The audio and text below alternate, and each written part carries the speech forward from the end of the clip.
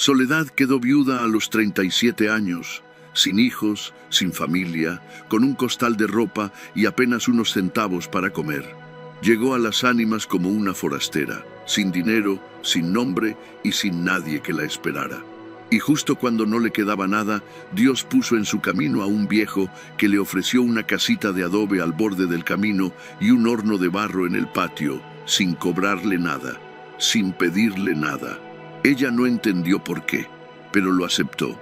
Y en ese horno, Soledad construyó lo único que tuvo: un oficio, una reputación y unas tierras que nunca imaginó que alguien podría quitarle. Y mientras peleaba por lo suyo, una noche de lluvia tocaron a su puerta. Era una muchacha, joven, descalza, embarazada, empapada, sin explicar de dónde venía ni por qué había llegado ahí. Soledad se hizo a un lado y la dejó entrar. La muchacha murió esa misma noche al dar a luz.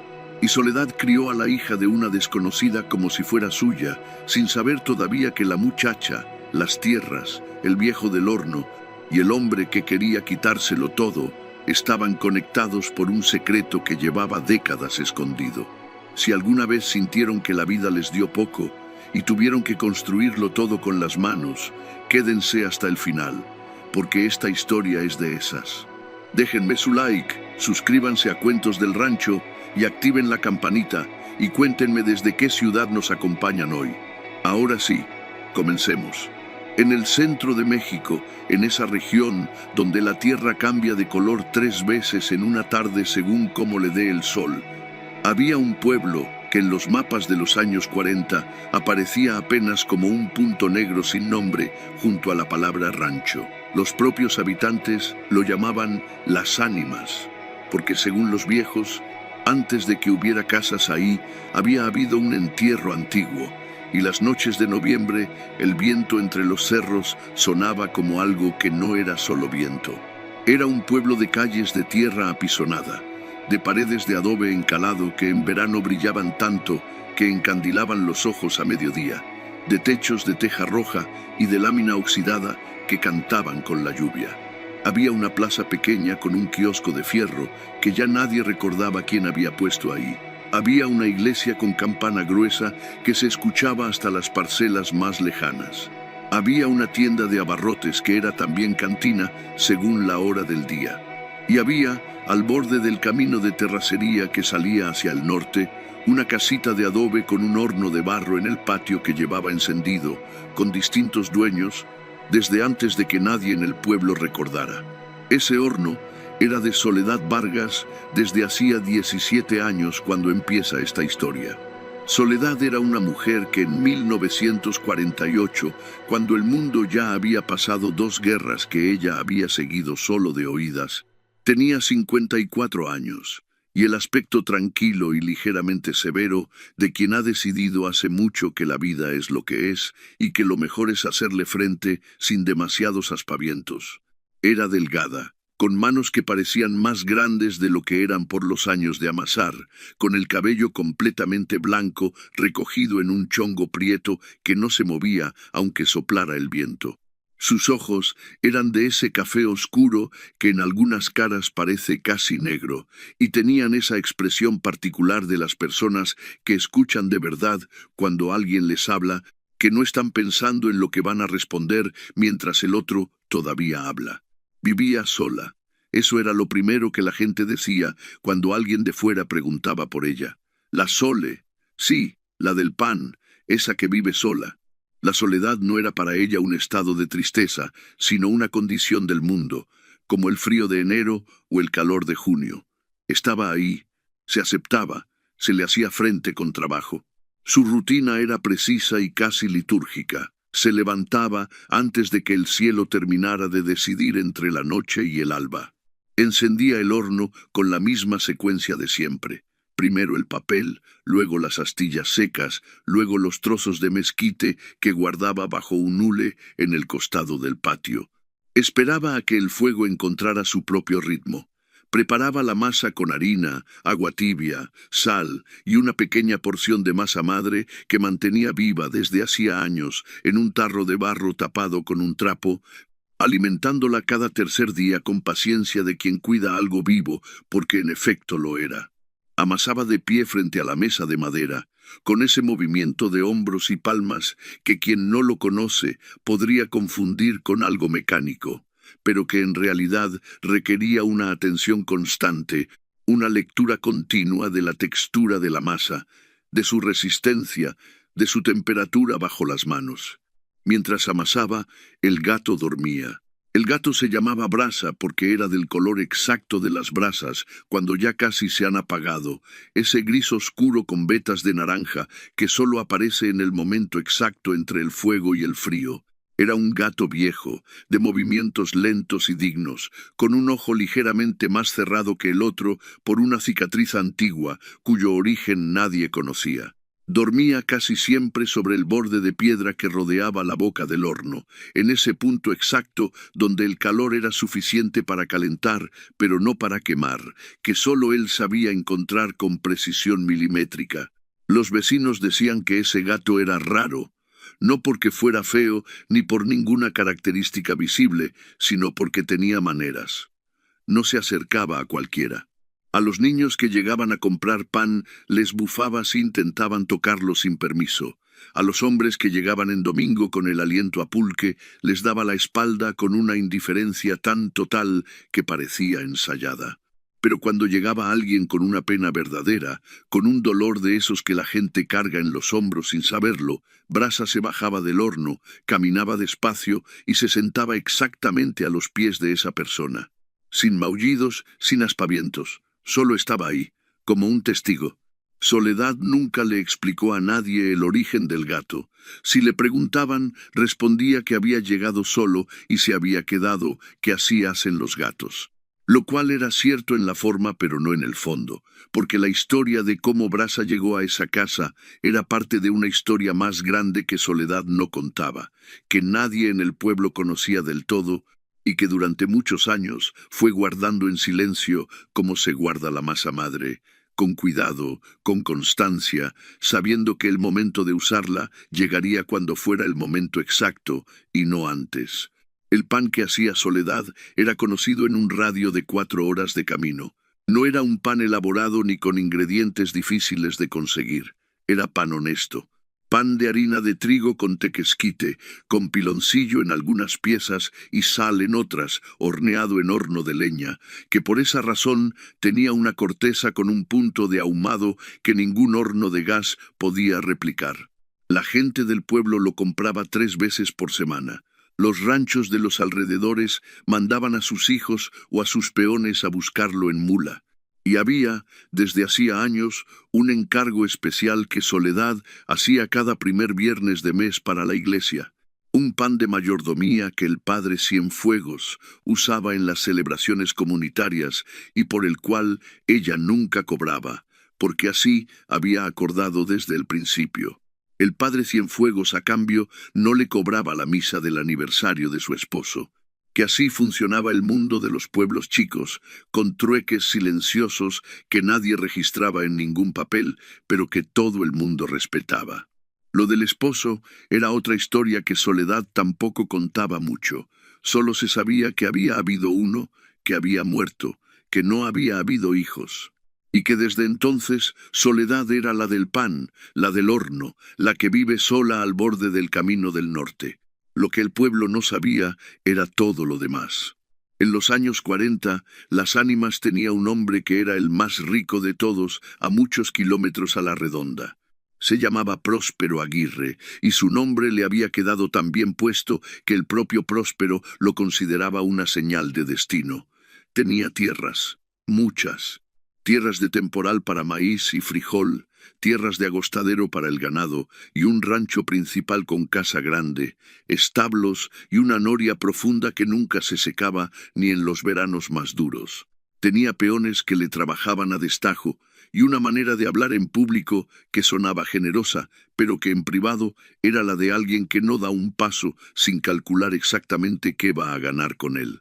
Don Próspero tenía también, desde hacía varios años, un reclamo sobre la propiedad de Soledad.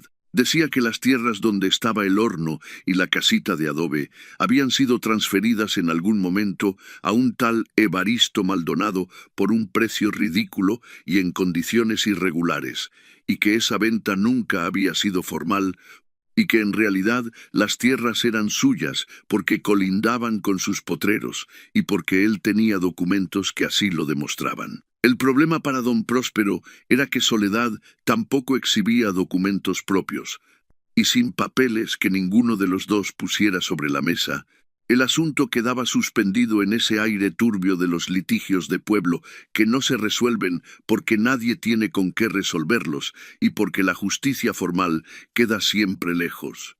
Don Próspero mandaba a su hombre de confianza a hablar con Soledad en más de una ocasión. Ese hombre se llamaba Cipriano Fuentes, y era alguien que el pueblo conocía de toda la vida. Un hombre de unos 40 y tantos años, callado y de mirada baja, que hacía lo que le decían, porque le pagaban bien, y porque tenía una familia que alimentar, y porque había aprendido desde joven que la vida es más fácil cuando uno no se pone en medio.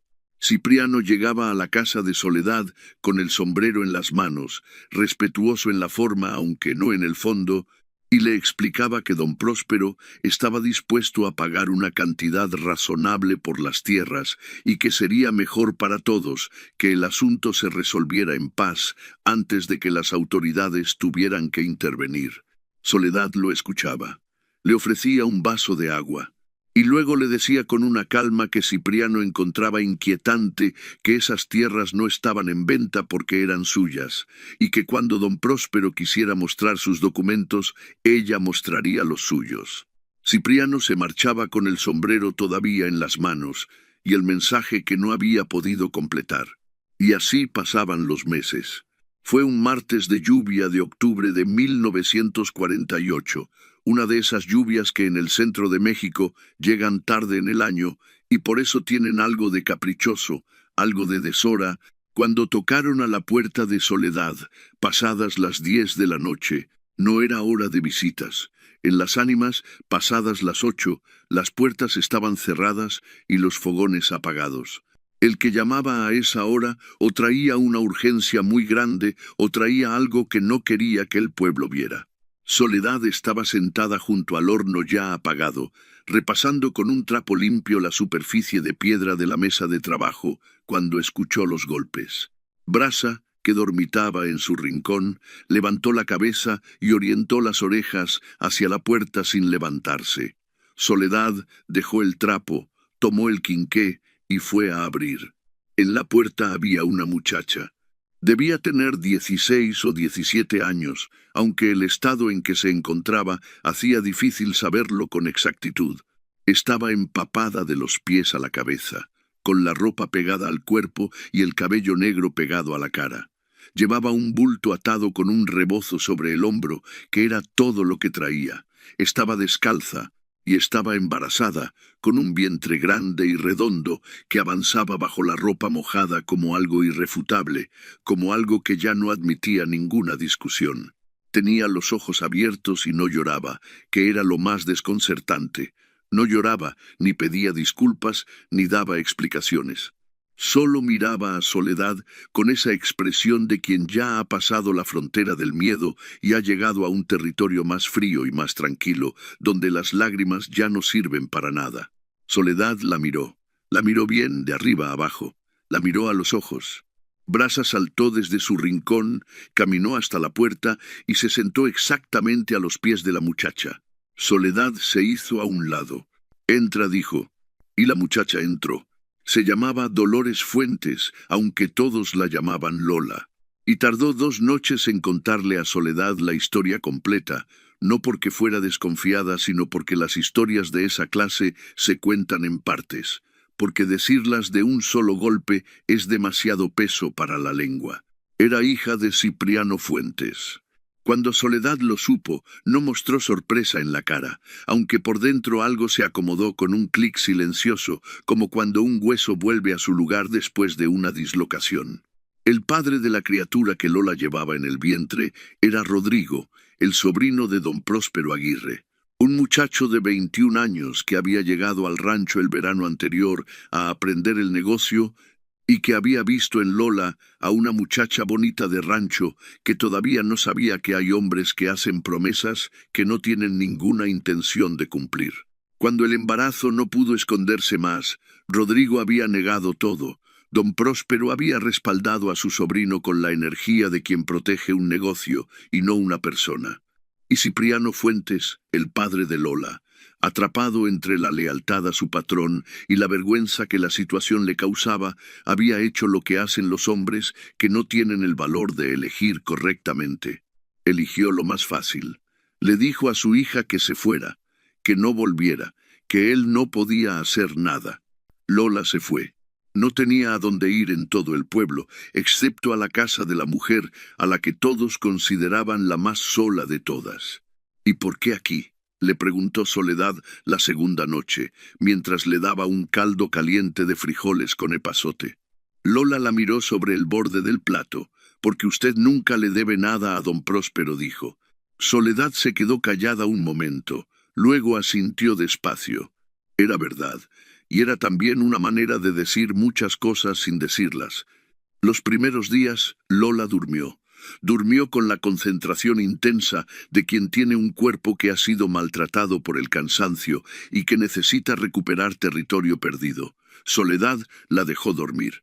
Le llevaba el desayuno al cuarto, una costumbre que no tenía con nadie más, que ni con su difunto esposo había tenido porque los dos se levantaban siempre al mismo tiempo y se servían solos. Pero Lola era diferente. Lola era un caso que pedía un trato distinto. Cuando Lola se despertó del todo, cuando empezó a sentarse en el patio con brasa en la falda y a mirar el horno con esa curiosidad tranquila que tienen las personas inteligentes ante las cosas que no conocen, Soledad empezó a contarle cosas. Le contó cómo funcionaba el horno, le contó la diferencia entre la harina de trigo blanca y la de maíz cacahuacintle.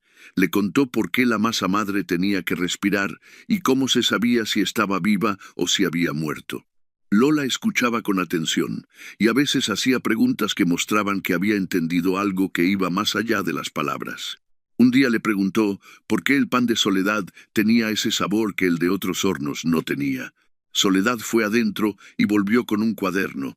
Era un cuaderno viejo, de esos de pasta dura color vino, que las papelerías vendían en los 40. Las pastas estaban desgastadas, las hojas amarillas por los bordes. Tenía escrito en la primera página, con una letra grande y ligeramente temblada, «Recetas, E.M.».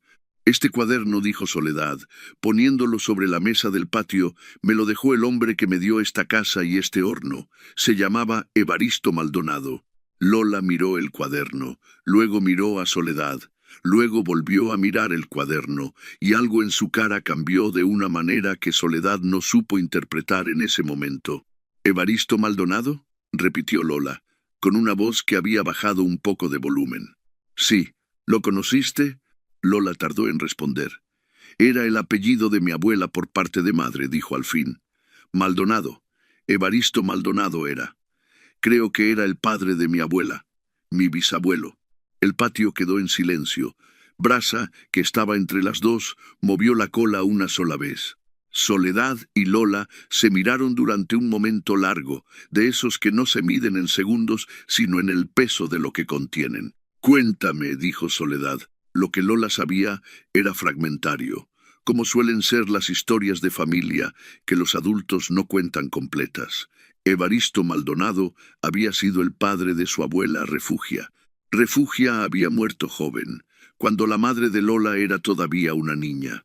Lo que Lola sabía de Evaristo era muy poco, que había sido un hombre conflictivo, que había tenido problemas con la gente del pueblo, que había muerto solo, que nadie había ido a su velorio. Su padre, Cipriano, mencionaba el nombre de Evaristo solo para decir que había sido un hombre que no supo manejar lo que tenía y que por eso lo había perdido todo. Soledad escuchó todo esto con las manos sobre el cuaderno.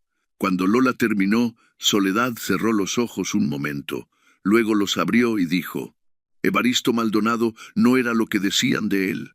Y entonces fue Soledad quien contó su historia, la que nunca había contado entera, la que había guardado durante 17 años con la misma disciplina con que guardaba la masa madre. Soledad había llegado a las Ánimas en 1931, cuando tenía 37 años, recién viuda, sin hijos, con un costal de ropa y el dinero justo para comer 2 o 3 semanas.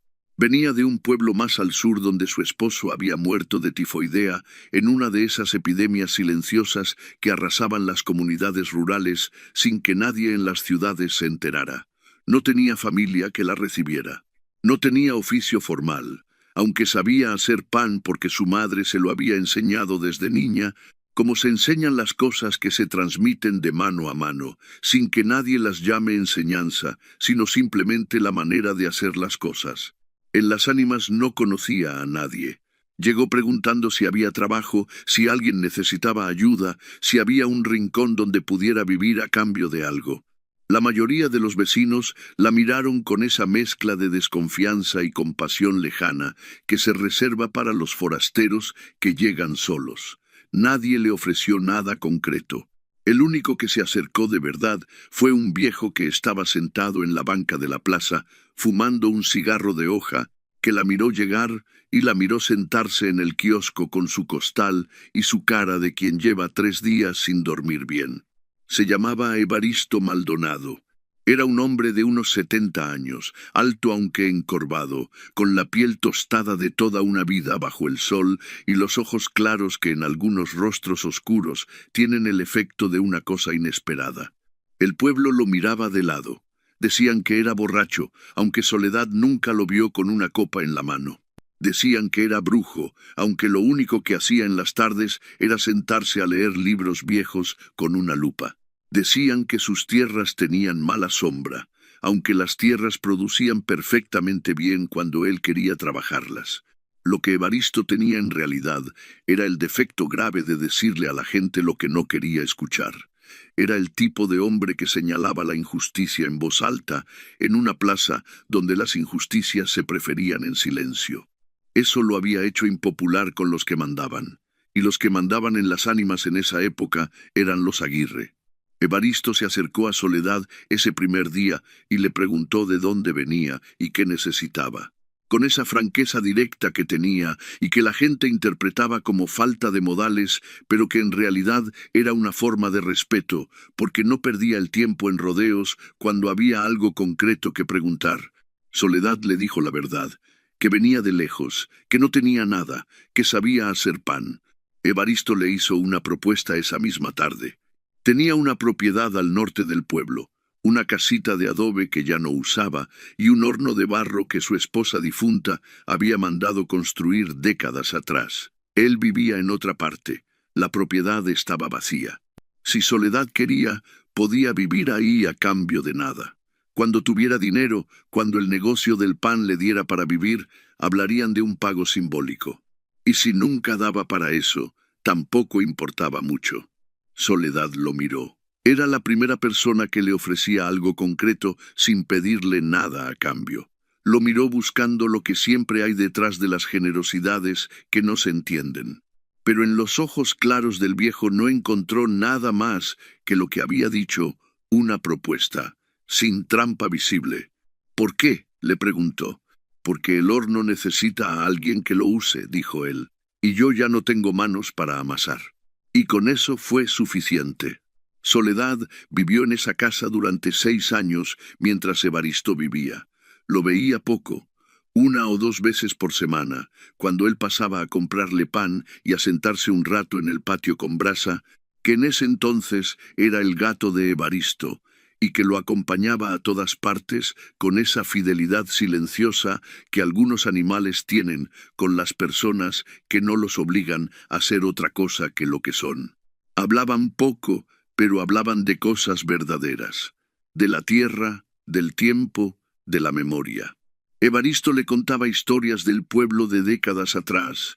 Le hablaba de cómo habían cambiado los cultivos, de cómo los Aguirre habían ido comprando tierra a precios que eran en realidad una forma de robo lento y con formas.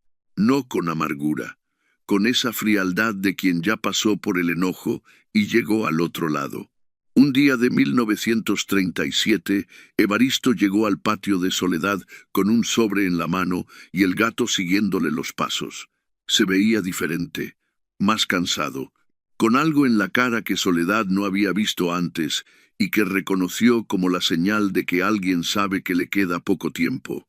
Se sentó, le puso el sobre en la mesa, le puso encima el cuaderno de pastas vino. «Esto es para ti», le dijo. «El cuaderno tiene las recetas de mi esposa y una o dos mías. El sobre tiene los papeles de la propiedad. Ya están a tu nombre. Hablé con el notario del municipio el mes pasado. Todo está en regla». Soledad lo miró sin entender del todo. «¿Por qué?», volvió a preguntarle, como aquella primera vez. Evaristo se quedó callado un momento. Brasa saltó a su regazo y él le puso una mano encima sin pensar. «Porque no me queda nadie que lo merezca más», dijo. «Mi familia está desperdigada. Mi hija murió, mi nieta vive lejos y nunca ha querido saber nada del pueblo. Y tú llevaste este horno cuando nadie más lo habría llevado. Eso vale». Murió 3 semanas después, sin escenas, sin que el pueblo supiera exactamente cuándo. Lo encontraron en su casa un miércoles en la mañana. Soledad fue a su velorio. Fue la única persona no contratada que asistió. Brasa no volvió a salir de la casa de Soledad desde ese día. Lola escuchó todo esto sin interrumpir. Cuando Soledad terminó, el sol ya estaba bajo y el patio estaba lleno de esa luz color naranja oscuro que tienen las tardes de octubre en el centro de México. Brasa había dejado de moverse. Estaba acostado entre las dos como un árbitro silencioso. Lola miró el cuaderno sobre la mesa. «Entonces este horno», dijo despacio, «lo construyó la esposa del bisabuelo de mi abuela». «Eso parece», dijo Soledad. «Y estas tierras», continuó Lola, con la voz todavía más baja, «eran de mi familia, y mi papá siempre creyó que don Próspero tenía razón en quererlas de vuelta». «Sí». Lola cerró los ojos. Cuando los abrió tenían una expresión que Soledad no había visto todavía en ella. Una expresión que no era tristeza, sino algo más complicado. Era el tipo de cara que pone la gente cuando comprende algo que cambia la forma en que entiende su propia historia. «Mi papá me corrió de la casa», dijo Lola, «para quedar bien con el hombre que le mintió sobre sus propias tierras». Soledad no respondió porque no había nada que responder que no fuera crueldad o falsedad. Lola puso una mano sobre el cuaderno. Lo acarició una vez, despacio, como se toca algo que pertenece a un muerto, pero que todavía guarda calor. «Enséñeme a hacer el pan», dijo. Y Soledad le enseñó. Las semanas siguientes fueron de una calma peculiar que ninguna de las dos esperaba. El pueblo supo pronto que Lola estaba en la casa de Soledad. Las lenguas hicieron su trabajo, como siempre lo hacen. Hubo quien dijo que Soledad estaba loca por meter en su casa a la hija del hombre de Próspero Aguirre. Hubo quien dijo que Lola debía irse al municipio y reclamar lo del sobrino de don Próspero. Hubo quien dijo simplemente que eso no era asunto de nadie. Soledad no respondió a ninguna opinión, porque en general no respondía a las opiniones que no le preguntaban. Siguió haciendo el pan, siguió vendiéndolo. Y Lola, con el vientre cada vez más grande, fue aprendiendo a estar junto al horno sin asustarse del calor, a sentir cuando la masa estaba lista, a leer las brasas. Brasa la aceptó sin ceremonias. Un día estaba en el rincón de Soledad, y al día siguiente estaba igualmente en el rincón de Lola, como si hubiera decidido que el territorio disponible se había extendido y que era razonable cubrir más superficie. En esas semanas hubo momentos de silencio entre ellas que eran del tipo útil.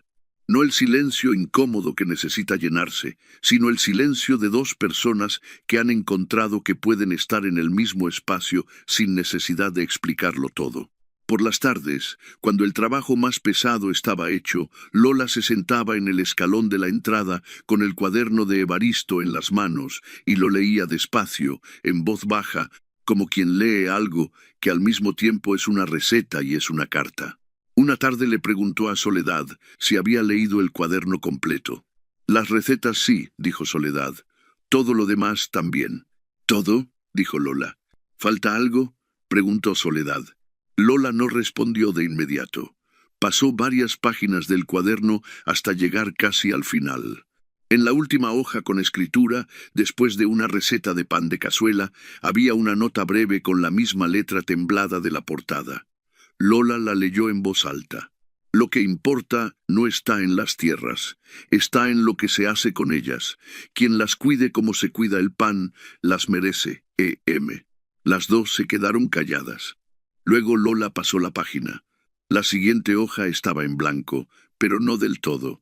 Pegado al fondo de la pasta trasera del cuaderno, casi invisible porque era del mismo color amarillento que el cartón, había un papel doblado en 4, tan viejo que los dobleces habían empezado a transparentarse.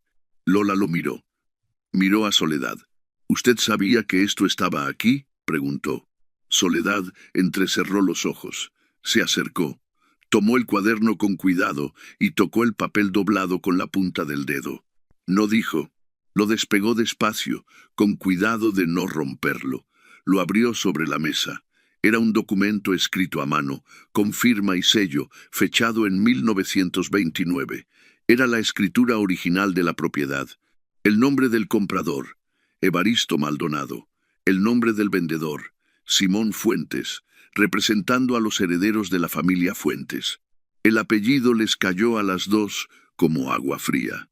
Fuentes, el abuelo de Lola, el padre de Cipriano, quien había vendido legalmente las tierras a Evaristo, recibiendo el precio acordado, firmando ante testigos, lo cual significaba que don Próspero Aguirre jamás había tenido ningún derecho real sobre esa propiedad, y que todos sus reclamos, todas sus amenazas, todos sus envíos de Cipriano a tocar la puerta de Soledad con el sombrero en la mano, habían sido construidos sobre una mentira que el propio Cipriano Fuentes tenía la información para desmentir, si alguna vez hubiera querido hacerlo. Soledad guardó el documento con manos que no temblaron, que era lo más sorprendente. Lo guardó dentro del cuaderno. Puso el cuaderno en el fondo de la alacena, detrás de un frasco de canela. Y no dijo nada de esto a nadie durante mucho tiempo todavía. Esa noche, mientras Lola dormía en el cuarto y Brasa vigilaba desde su piedra, Soledad se quedó un momento parada en el patio bajo el cielo de las ánimas, que en las noches claras se llenaba de estrellas hasta el borde. No rezó en voz alta. Nunca era mujer de rezar en voz alta. Pero estuvo ahí parada un buen rato con la cara levantada y los ojos abiertos, en ese silencio que es anterior a todas las palabras y que es la forma más pura de hablar con algo más grande que uno. Y cuando entró de nuevo a la casa, su cara era la misma de siempre, pero algo en ella había asentado, como la masa que descansa y encuentra su forma. El bebé llegó en una noche de noviembre. Llegó mal. Llegó con complicaciones que la partera del pueblo, doña Petra, una mujer de 70 años con manos gruesas y voz serena, reconoció desde el principio como algo que no estaba del todo en su poder resolver. Lola estuvo en trabajo de parto desde la medianoche hasta cerca del amanecer. Soledad estuvo junto a ella toda la noche, sosteniéndole la mano, dándole agua, diciéndole con esa voz tranquila que tenía las mismas cosas que le decía la gente cuando no había nada más que decir, que estaba ahí, que no se iba, que aguantara. La niña nació cuando el cielo empezaba a aclarar. Nació llorando, que era la mejor señal, pequeña, arrugada, con los puños cerrados, como si ya viniera lista para pelear con el mundo. Lola la vio, la tocó, le pasó un dedo por la mejilla, dijo su nombre en voz muy baja, casi sin sonido, Esperanza. Y luego Lola se fue apagando con esa lentitud terrible que tiene la hemorragia cuando no puede detenerse, que doña Petra conocía y que Soledad no había visto nunca, pero que entendió sin que nadie se lo explicara. Antes de perder el conocimiento, Lola buscó los ojos de Soledad y los encontró. No dijo nada, o si lo dijo, fue tan bajito que no llegó a ser sonido, pero lo que Soledad leyó en esa mirada era perfectamente claro. Era una pregunta y era también una respuesta a la misma pregunta. Era todo lo que se puede decir cuando no queda tiempo para las palabras. Soledad le apretó la mano, una vez, y sostuvo esa mano hasta que dejó de estar cálida. Doña Petra fue quien bañó a la niña esa mañana y quien le ató el cordón con hilo de algodón. Fue también quien lavó el cuerpo de Lola con agua tibia y quien la cubrió con la sábana limpia que Soledad le indicó que estaba doblada en el baúl. Fue quien fue a avisar al padre Cienfuegos y quien se quedó las horas siguientes haciendo todo lo que hay que hacer cuando hay una muerte y un nacimiento en el mismo cuarto, y hay que atender los dos con igual cuidado. Soledad se sentó en la silla junto a la cama, con la niña en los brazos. Doña Petra la miró un momento antes de irse y le dijo, con esa voz directa que tenía cuando decía algo importante: «Esa niña la escogió a usted». No esperó respuesta. No hacía falta. Brasa entró al cuarto al rato y se instaló junto a la silla. No maulló, no hizo nada, solo estuvo ahí. El entierro de Lola fue al día siguiente, sencillo, breve, con poca gente. El padre Cienfuegos dijo las oraciones de siempre con una voz que tenía más calor que en las misas ordinarias. Doña Petra estuvo. 3 o 4 vecinas que habían conocido a Lola de vista en las semanas que estuvo en el pueblo.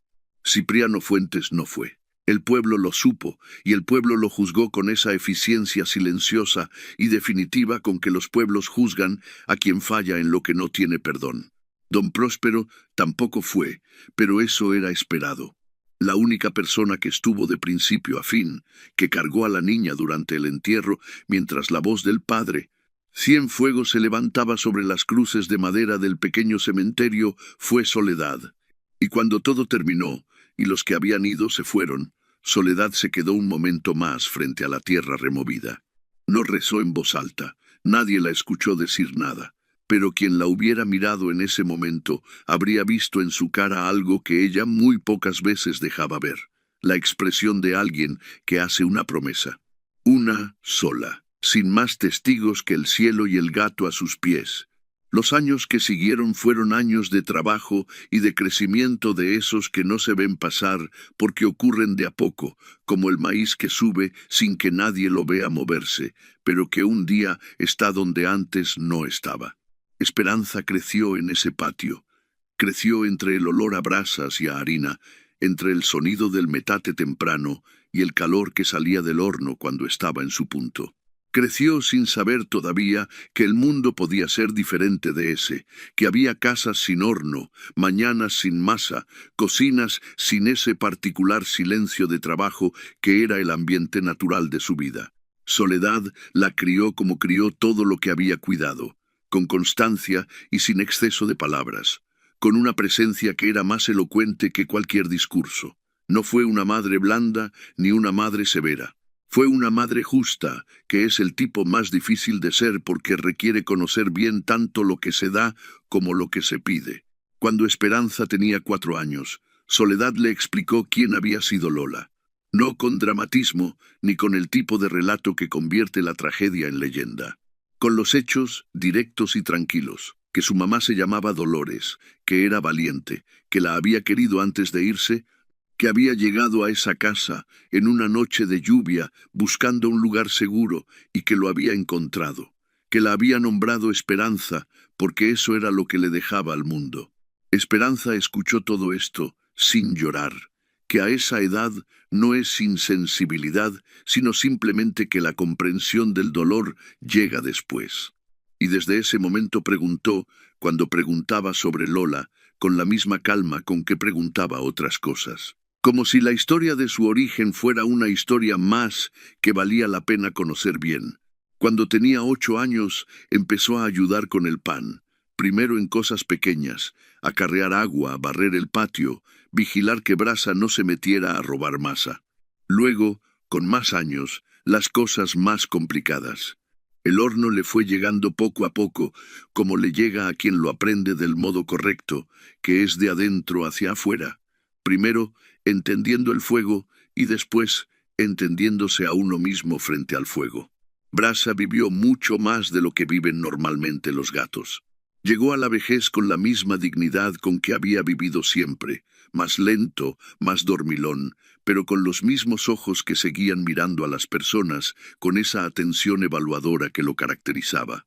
Cuando Esperanza tenía 12 años, Brasa murió en su lugar de siempre, sobre el borde de piedra del horno. Un amanecer en que el calor era suave y el olor a pan llenaba el patio. Soledad lo encontró así cuando fue a encender el fuego. Lo enterró en el rincón del nopal, sin ceremonias, con una sola palada de tierra, y esa mañana el pan salió igual que siempre. Don Próspero, mientras tanto, no se había olvidado de las tierras. En 1958, cuando Esperanza tenía ya 10 años, don Próspero consiguió algo que había estado buscando durante tiempo. Un licenciado con conexiones en el municipio, que estaba dispuesto a revisar los títulos de propiedad de la región y a encontrar en ellos lo que don Próspero necesitara encontrar. Se llamaba el licenciado Bernal, un hombre de unos 40 años, delgado y de traje, que llegó a Las Ánimas un lunes en el automóvil de don Próspero con un maletín lleno de papeles. El licenciado Bernal fue a ver a Soledad a los 3 días de haber llegado al pueblo. Fue solo, sin Cipriano, que ya estaba viejo y enfermo y que hacía tiempo que no salía mucho.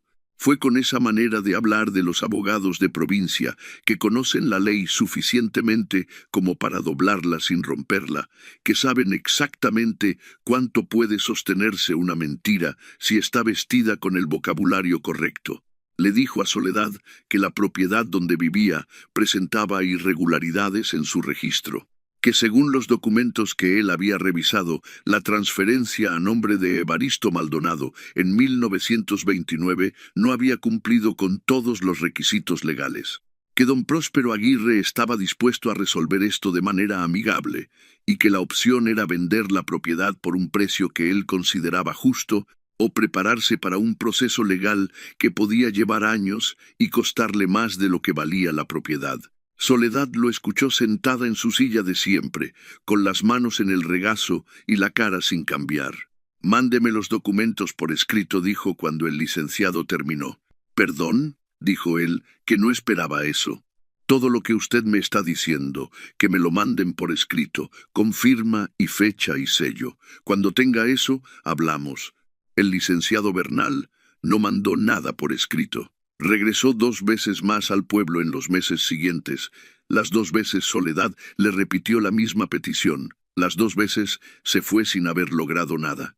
Pero las visitas del licenciado habían cambiado algo. Ahora el pueblo sabía que el asunto era serio. Ahora sabían que don Próspero tenía aliados con papeles y con poder. Y ahora también sabían que Soledad no se movía, que era la clase de persona que no se mueve aunque la empujen, y que eso era al mismo tiempo admirable y preocupante. Fueron esos meses los que hicieron que el pueblo empezara a tomar partido. Doña Petra, que ya tenía 80 años y que apenas salía de su casa, mandó con su nieta un mensaje para Soledad. Decía que si necesitaba un testigo que dijera que Evaristo Maldonado había vivido en ese pueblo y que había sido un hombre de palabra, ella estaba dispuesta. El maestro Abundio, que era el maestro de la escuela del pueblo, fue un martes a comprar pan, y cuando Esperanza lo atendió en la puerta, le dijo que si Soledad necesitaba que alguien fuera al municipio a revisar los archivos, él tenía tiempo esa semana. El carpintero Rosendo, que era de los que antes pasaba de largo, llegó sin aviso un sábado con su hijo a arreglar el portón de la entrada que llevaba tiempo crujiendo, sin que nadie se lo pidiera, sin cobrar nada, diciéndole al hijo que le alcanzara el martillo y sin mirar a Soledad directamente para que no tuviera que darle las gracias. Así empezó a organizarse el apoyo, de esa manera desordenada y silenciosa con que se organizan las cosas justas en los pueblos cuando la gente finalmente decide que es suficiente. Esperanza observó todo esto con los ojos grandes y callados que tenía desde chica. Tenía la manera de estar en un cuarto sin que nadie recordara exactamente cuándo había entrado, que es el don de los que escuchan bien, y por eso se enteraba de cosas que los adultos no siempre calculaban que ella escuchaba. Una tarde le preguntó a Soledad si iban a perder la casa. Soledad la miró.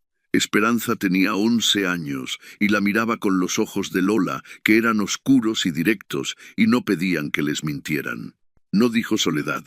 «¿Cómo sabe?», preguntó Esperanza. Soledad se levantó, fue a la alacena, buscó detrás del frasco de canela y sacó el cuaderno de pastas vino. Lo puso sobre la mesa frente a Esperanza. Porque la verdad está escrita, dijo.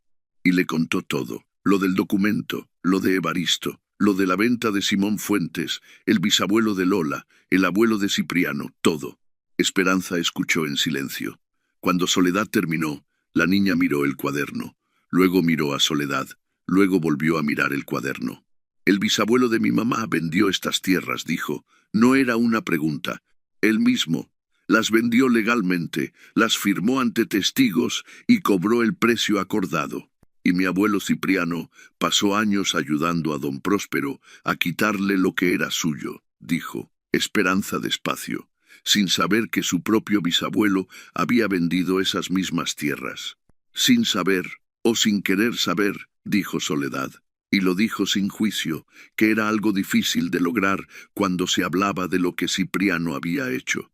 Esperanza asintió despacio, con esa manera de procesar las cosas que tenía, que requería silencio y tiempo, y que no admitía apresuramientos. Entonces, esta casa también es de mi mamá, dijo al fin.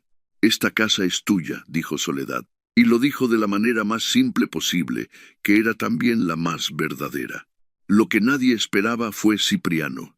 Cipriano Fuentes tenía 64 años en 1958 y llevaba el último año en cama con el riñón que le fallaba y con algo más que los médicos del municipio llamaban con nombres distintos, pero que en el pueblo la gente entendía. Simplemente como que se estaba muriendo de a poco, de esa manera que tienen los viejos que cargan demasiado tiempo una culpa que no se digiere. Había tenido tiempo para pensar, mucho tiempo, en la cama mirando el techo de su cuarto, con la luz que entraba por la ventana cambiando de ángulo según la hora del día, con el sonido del pueblo afuera que seguía moviéndose, sin importarle que él estuviera ahí parado. Había tenido tiempo para pensar en Lola, en esa noche en que le dijo que se fuera, en la cara que ella puso cuando él cerró la puerta. En los 10 años que habían pasado desde entonces y en los que nunca había preguntado por su hija, nunca había mandado a saber de la niña, nunca había hecho el gesto mínimo que le habría costado tan poco y que no había hecho porque tenía miedo de perder el favor de don Próspero, y con él el salario que le pagaba, y con él la comodidad de no tener que enfrentarse a nada. En los pueblos la información circula por caminos que nadie diseña. Y a Cipriano le había llegado poco a poco todo. Que Lola había muerto al dar a luz, que la niña vivía en la casa de Soledad, que don Próspero estaba usando al licenciado Bernal para quitarle la propiedad a Soledad. Y le había llegado también, en algún momento que no supo exactamente cuándo, el peso completo de lo que había hecho y de lo que había dejado de hacer. Mandó a su hijo menor, un muchacho de 22 años que había tenido de una segunda mujer, a buscar a Soledad. Soledad fue a ver a Cipriano un martes por la tarde. Fue sola. No le dijo a Esperanza a dónde iba. Entró a la casa de Cipriano, que era oscura y olía a remedio y a tiempo cerrado, y se sentó junto a la cama del hombre que había mandado a su hija al mundo sola en una noche de lluvia. Cipriano la miró.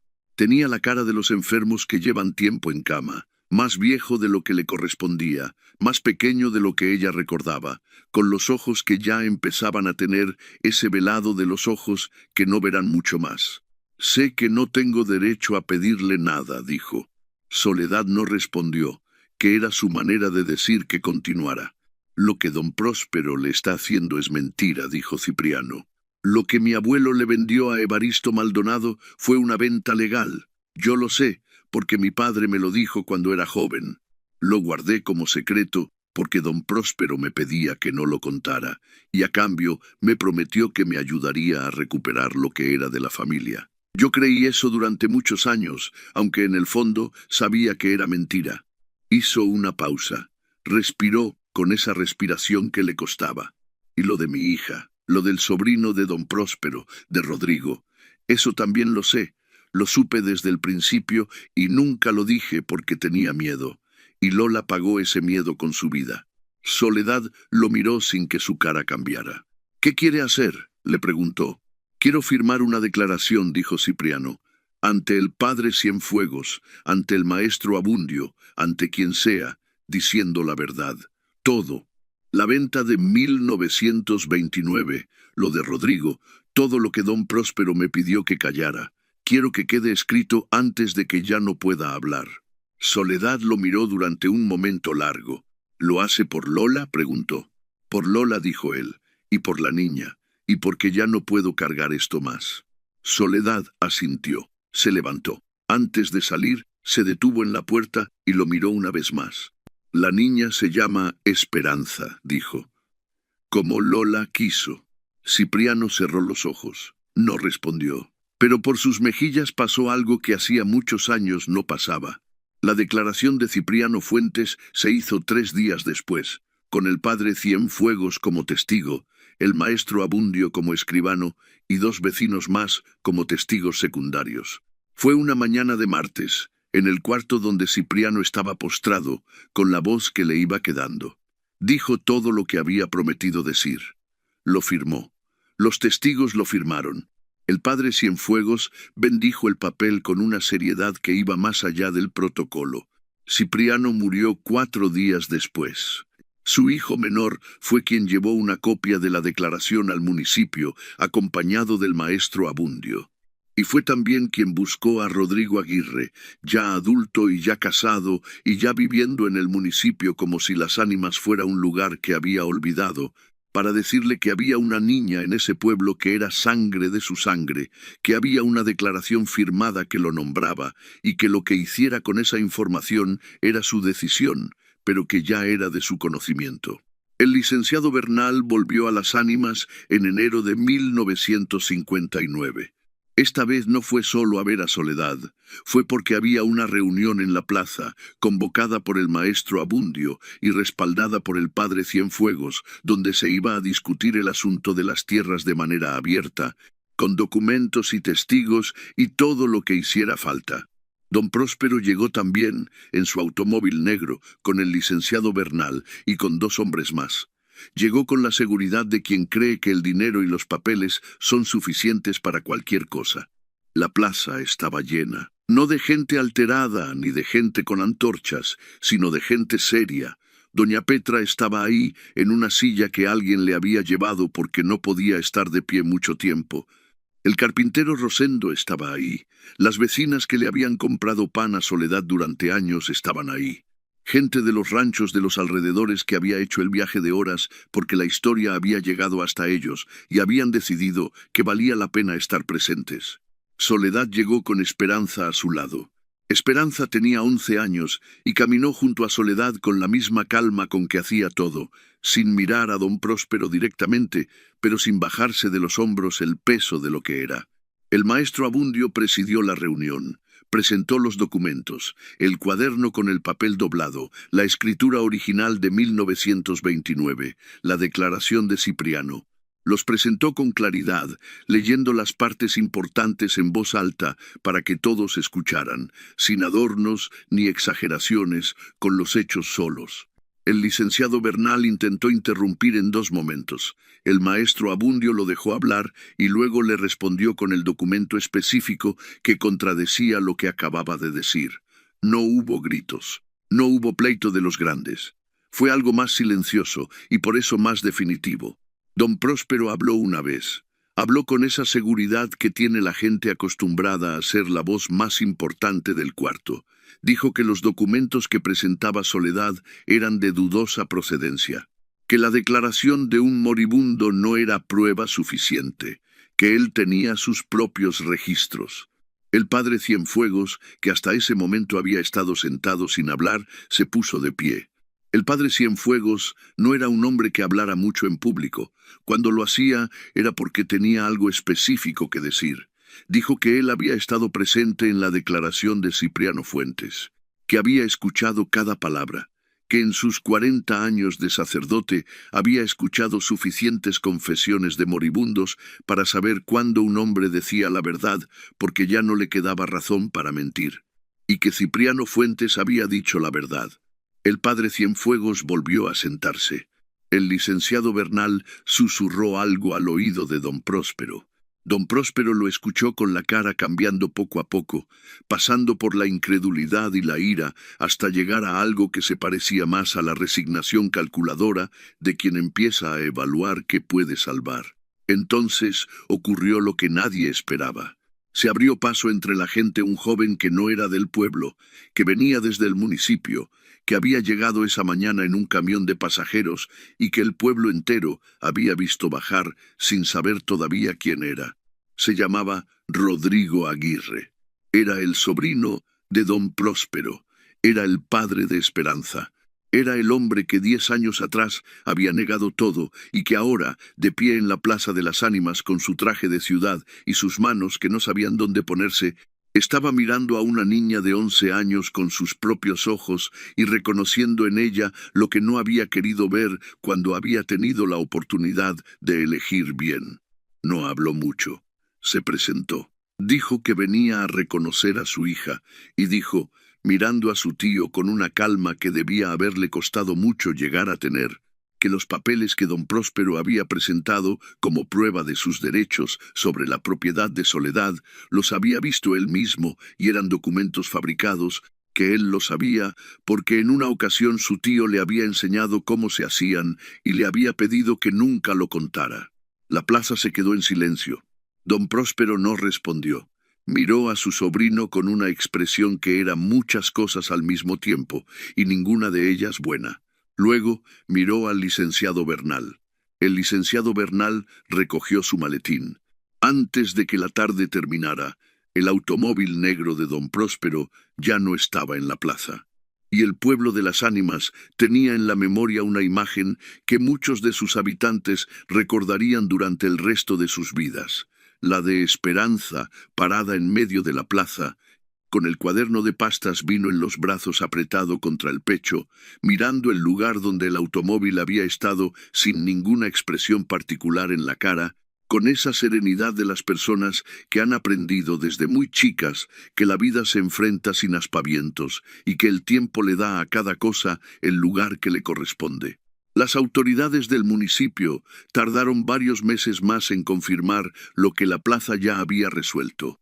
Los trámites legales tienen su propia velocidad, que es lenta y burocrática y que no siempre coincide con el ritmo de la vida real. Pero llegaron. Con la escritura de 1929 como documento base, con la declaración de Cipriano como respaldo, con el testimonio de Rodrigo y con la ausencia de cualquier documento legítimo de parte de don Próspero, la propiedad quedó confirmada a nombre de Soledad Vargas. Don Próspero no volvió a las Ánimas. Se quedó en el municipio, donde tenía otras tierras y otros negocios, y donde la historia de las Ánimas era demasiado pequeña para afectar seriamente su posición. Pero algo se había roto. Los peones que trabajaban sus tierras en la región empezaron a hacer preguntas que antes no hacían. Las rentas que había cobrado durante años por tierras que en realidad no le pertenecían empezaron a ser reclamadas.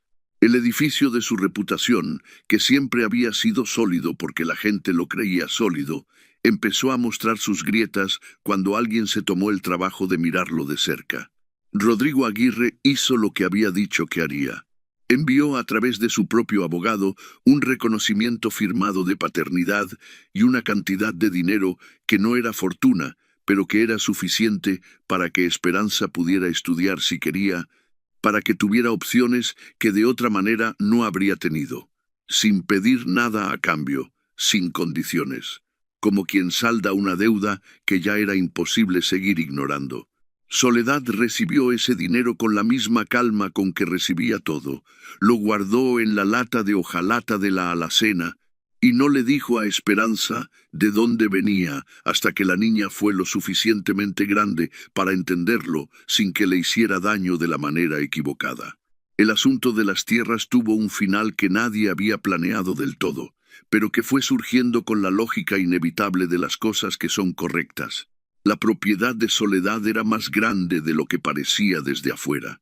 Incluía el solar de la casa y el horno, pero también un terreno detrás que lindaba con un pequeño arroyo y que había estado abandonado desde siempre porque Soledad no tenía cómo trabajarlo sola.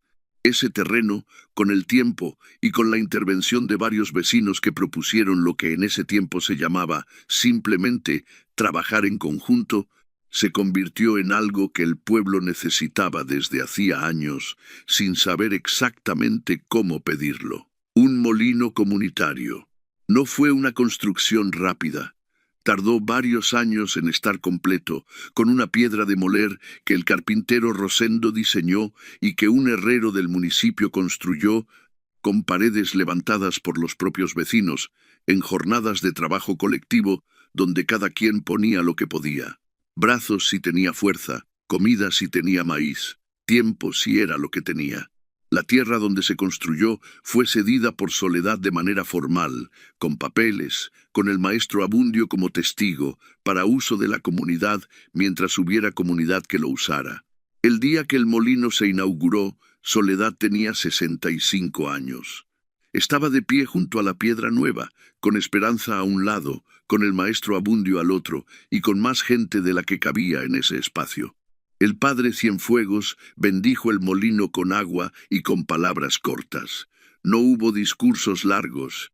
Alguien, en algún momento de esa tarde, dijo en voz alta que si Evaristo Maldonado hubiera podido ver eso, probablemente habría dicho algo como que ya era hora. Y la gente que estaba cerca se rió con esa risa que tiene más reconocimiento que humor, que es la risa de quien siente que algo llegó a donde tenía que llegar. Soledad no se rió, pero sonrió, y esa sonrisa, para quien la conocía, era más que suficiente. Esperanza estudió. Con el dinero de Rodrigo y con lo que Soledad había ido guardando a lo largo de los años, Esperanza pudo ir al municipio a estudiar la secundaria y luego la preparatoria en la ciudad.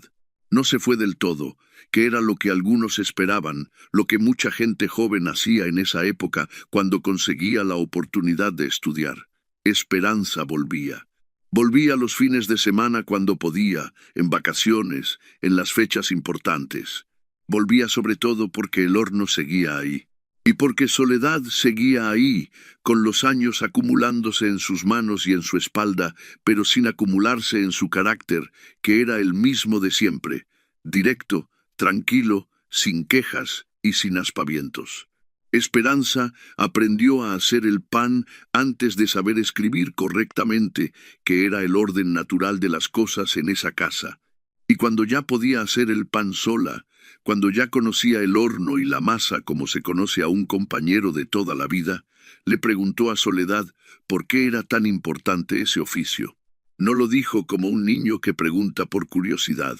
Lo dijo como alguien que ya tiene una respuesta propia y quiere saber si coincide con la de la persona que más respeta. Soledad pensó la respuesta un momento. Luego dijo, porque el pan es la cosa más honesta que existe. No miente. Si la masa está bien, el pan sale bien. Si no está bien, se nota. No hay manera de hacer bien el pan si no le pones atención de verdad. Y la gente que aprende a ponerle atención de verdad al pan, aprende a ponerle atención de verdad a todo. Esperanza, asintió despacio. Mi mamá solo aprendió el principio, dijo. El principio es lo más difícil, dijo Soledad. Lo aprendió en pocas semanas. Eso dice mucho de ella. Soledad envejeció como envejecen las personas que han vivido con orden y trabajo, de manera lenta y sin prisa, perdiendo pequeñas cosas gradualmente sin que ninguna pérdida aislada fuera dramática. Las manos se le volvieron más torpes para las cosas finas. La espalda se le encorvó más. La voz fue adquiriendo esa textura suave y un poco rasposa de los que han pasado muchos años hablando lo justo y sin desperdiciar aire. Pero siguió haciendo pan hasta mucho más tarde de lo que nadie esperaba, incluida ella. Lo hizo más despacio, con pausas que antes no necesitaba, con la ayuda de Esperanza cuando Esperanza estaba. Y cuando finalmente el cuerpo le dijo que era suficiente, que ya había amasado lo que había que amasar, se sentó en su silla junto al horno y dejó que Esperanza hiciera el trabajo mientras ella miraba. En esos años finales, Soledad habló más de lo que había hablado en toda su vida. No de cosas grandes, no de la historia que había vivido, sino de cosas pequeñas. de cómo había aprendido a leer las nubes para saber si el tiempo iba a cambiar, de los inviernos duros de sus primeros años en las ánimas, cuando el agua del pozo amanecía con una capa delgada de hielo, del olor de Evaristo a tabaco y a tierra mojada, que era el olor de alguien que no le debe disculpas a nadie por cómo vivió. Una tarde, mientras Esperanza amasaba y el horno zumbaba con ese sonido bajo y constante que tienen los hornos cuando están en su punto, Soledad dijo algo que Esperanza recordaría mucho después de ese día. «Yo no sabía que te iba a criar», dijo. «Cuando tu mamá entró por esa puerta yo no sabía nada de nada, solo que estaba lloviendo y que ella estaba sola». Esperanza siguió amasando sin parar. «¿Y si hubiera sabido todo lo que iba a pasar?», preguntó. Soledad se quedó un momento callada. Lo mismo dijo. Hubiera hecho lo mismo. Y eso también era suficiente. Soledad Vargas murió en el invierno de 1971, en la misma casa de adobe donde había vivido durante 40 años, en la misma cama donde tantas cosas habían ocurrido. Murió de noche, sin dolor visible, con esa serenidad que tenía para todo lo que hacía, incluido lo último. Esperanza estaba en la casa, no en el cuarto, porque Soledad le había dicho esa tarde que durmiera, que ella estaba bien, que no hacía falta que se quedara despierta. Y Esperanza la había obedecido porque siempre la había obedecido en lo que valía la pena obedecer. Cuando fue a verla en la madrugada, ya no estaba. Solo estaba esa paz particular que dejan las personas que se van sin deudas y sin arrepentimientos. El entierro fue al día siguiente, en el mismo pequeño cementerio donde estaba Lola, un poco más lejos hacia el norte, bajo un encino que daba sombra en verano y que en invierno dejaba ver el cielo con toda su claridad. El padre que había reemplazado al padre Cienfuegos conocía la historia de Soledad como se conocen las historias de los pueblos chicos, de oídas, pero con respeto. Dijo palabras que eran honestas y que no intentaban convertir a Soledad en algo más grande de lo que había sido, que ya era suficientemente grande. Fue al entierro la misma clase de gente que había ido a la reunión de la plaza años atrás. Gente del pueblo, gente de los ranchos, gente mayor que la había conocido de joven y gente joven que solo la conocía como la señora del pan y del horno. Algunos lloraron, muchos no. No porque no sintieran algo, sino porque el tipo de tristeza que deja una persona como Soledad no es el tipo que se expresa bien con lágrimas. Es más bien el tipo que se queda adentro y cambia algo que hace que el mundo se vea un poco diferente desde ese día. Esperanza estuvo junto a la tumba hasta que todos se fueron. Luego se quedó sola un momento. No dijo nada en voz alta. Hizo lo que Soledad siempre hacía cuando las palabras no alcanzaban. Se quedó quieta, en silencio, dejando que el momento fuera lo que era sin ponerle encima más de lo necesario. Cuando se fue, pasó por el horno. Lo tocó con la palma de la mano, esa piedra oscura y cálida que había estado encendiéndose desde antes de que ninguno de ellos naciera. Pensó en Evaristo, que lo había heredado, en la esposa de Evaristo, que lo había mandado construir, en Lola, que había aprendido sus primeras lecciones de pan junto a ese calor, en Soledad, cuyas manos habían amasado ahí durante décadas, y pensó en lo que haría mañana, que era encenderlo, que era lo que había que hacer. En los años que siguieron, Esperanza se quedó en las ánimas. No se quedó por no tener opciones, que las tenía. Se quedó porque era donde estaba la historia y donde estaba el trabajo, y porque entendía, con esa claridad que tenía para entender las cosas importantes, que hay lugares que uno no abandona aunque pudiera, porque si los abandona algo en uno, se rompe de una manera que no tiene reparación fácil. Hizo el pan. Siguió haciéndolo con la misma receta del cuaderno de Evaristo, que guardó con el mismo cuidado con que Soledad lo había guardado, y al que fue agregando con los años sus propias páginas, sus propias notas al margen, su propia letra mezclada con la letra temblada del viejo en una conversación entre distintas épocas. El molino siguió funcionando. Creció con los años, se fue modernizando poco a poco según los recursos que había.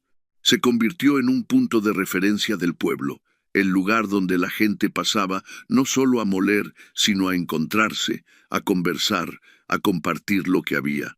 Esas cosas que ocurren alrededor de los lugares de trabajo comunitario y que son en realidad la parte más importante de su función, aunque nadie las nombre con ese nombre. Esperanza tuvo hijos, dos, de un hombre del municipio que llegó un año a hacer un trabajo de construcción en el pueblo y se quedó, porque también le pasó lo que les pasa a algunos cuando las ánimas los envuelve con esa manera que tienen los pueblos chicos de hacerse necesarios. Sus hijos aprendieron a hacer pan antes de aprender a escribir correctamente. Eso era el orden natural de las cosas. Les contó la historia de Soledad muchas veces. La contó como Soledad le había contado la historia de Lola, sin adornos, con los hechos directos y tranquilos, de manera que los niños entendieran que era algo que había pasado de verdad y no una fábula con moraleja apretada al final. Les contó de Evaristo, el viejo incomprendido que había dado lo que tenía a quien más lo necesitaba, sin pedir nada a cambio. Les contó de la noche de lluvia y de la puerta abierta. Les contó de Brasa y del horno y del cuaderno de pastas vino. Les contó del papel doblado que había dormido escondido durante décadas en el fondo de la pasta trasera, esperando el momento exacto para ser encontrado. Y les explicó, cuando fueron creciendo y pudieron entender más capas de la misma historia, que el papel no había aparecido por accidente. Que las cosas no aparecen por accidente, aunque tampoco aparecen porque sí, porque alguien lo decreta desde afuera. Aparecen porque hubo alguien que se tomó el trabajo de estar en el lugar correcto con las manos abiertas. Evaristo había escondido ese papel sabiendo que algún día alguien lo encontraría. Soledad había guardado el cuaderno sabiendo que era valioso, aunque no supiera exactamente por qué. Lola había llegado a esa puerta en esa noche porque era el único lugar donde podía llegar. Y Esperanza había llegado al mundo porque Soledad había abierto la puerta sin calcular las consecuencias.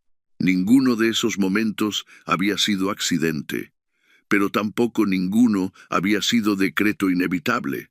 Habían sido elecciones.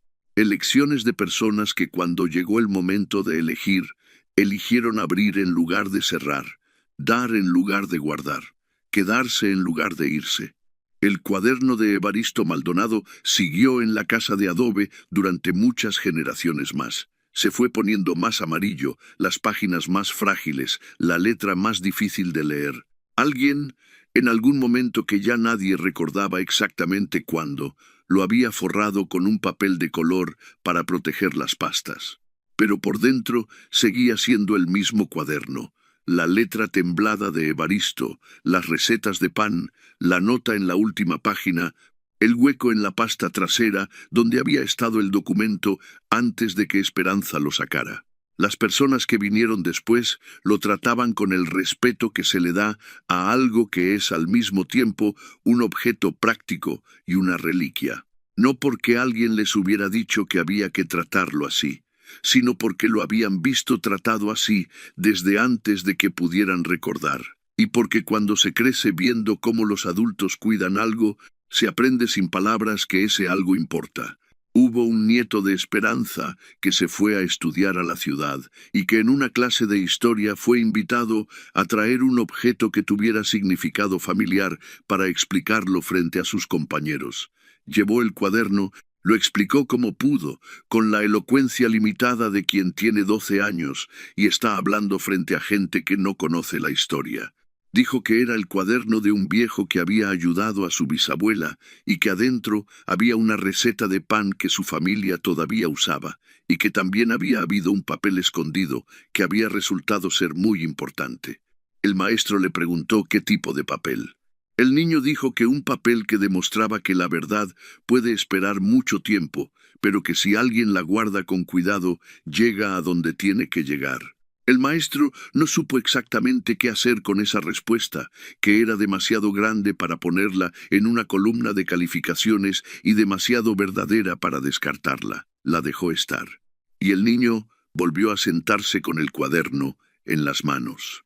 Lo que Soledad Vargas hizo aquella noche de lluvia de octubre de 1948, cuando se hizo a un lado y dejó entrar a una muchacha que no conocía y que no le pedía nada que no fuera un lugar donde no estar sola, no fue un acto calculado ni heroico en el sentido ruidoso de esa palabra. Fue simplemente lo que hizo alguien que cuando llega el momento de elegir entre el miedo y la humanidad, elige la humanidad. No porque no tenga miedo, no porque sea perfecta, sino porque hay personas que cuando miran a otro ser humano en la puerta de su casa, en una noche de lluvia, no pueden ver otra cosa que alguien que necesita entrar. Eso que parece tan sencillo cuando se describe, esa apertura de una puerta, ese hacerse a un lado, es en realidad una de las cosas más difíciles del mundo cuando ocurre de verdad, cuando tiene consecuencias reales, cuando exige algo de quien lo hace. Soledad lo sabía, lo hizo de todas formas. Y lo que puso en marcha esa noche no fue solo la salvación de Esperanza, ni la resolución de un pleito de tierras, ni el molino comunitario que alimenta a un pueblo. Lo que puso en marcha fue algo más difícil de medir.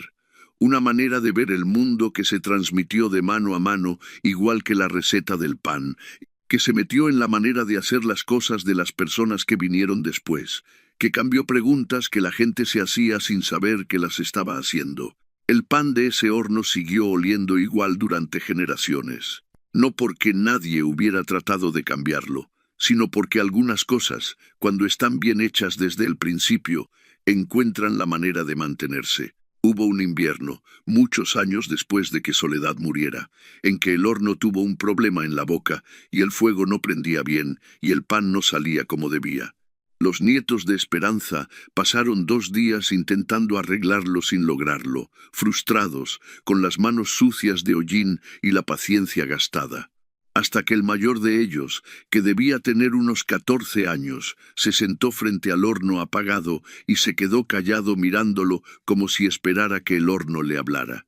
Y al cabo de un rato, sin que nadie le dijera nada, se levantó, sacó una piedra vieja del rincón del patio que nadie usaba, la acomodó de cierta manera en la boca del horno, probó una vez y el fuego prendió.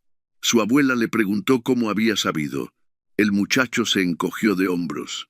Dijo que no sabía, que simplemente lo había sentido. Esperanza lo miró un momento con esa calma que era tan parecida a la de Soledad, que a veces la propia Esperanza se sorprendía al verse reflejada en cosas que no eran un espejo. Y luego asintió despacio y no dijo más. Porque algunas cosas no tienen explicación que alcance, solo tienen continuación. Y eso, al final, es de lo que se trata. Gracias por llegar hasta aquí, nos vemos en un próximo relato.